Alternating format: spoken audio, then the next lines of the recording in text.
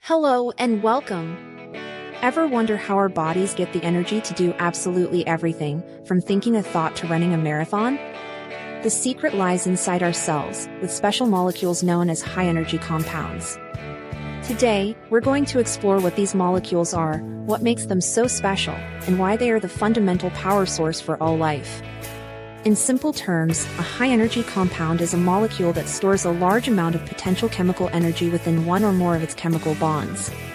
When these specific bonds are broken, typically through a reaction with water called hydrolysis, they release a significant burst of free energy that the cell can use to do work. Think of it like a compressed spring or a stretched rubber band. Once you let go, all that stored energy is released. The key feature in most of these compounds is the phosphate group. The bonds that link phosphate groups together, called phosphoanhydride bonds, are particularly high energy. This is because the phosphate groups are packed with negatively charged oxygen atoms that strongly repel each other, creating a lot of electrostatic strain. Breaking the bond relieves this repulsion, making the products much more stable and releasing energy in the process.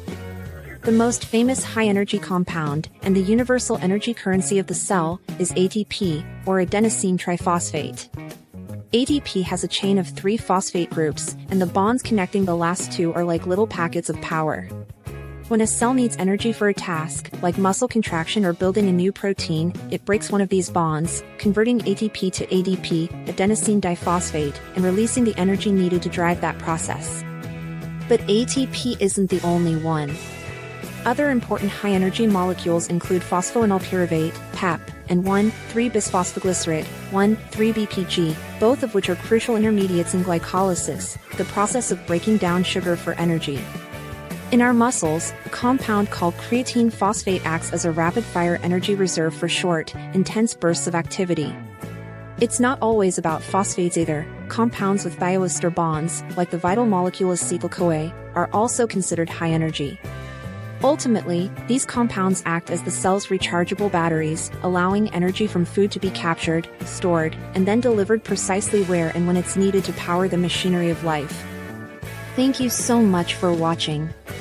If you found this explanation of high-energy compounds helpful, please give this video a thumbs up and consider subscribing to the channel for more biochemistry basics.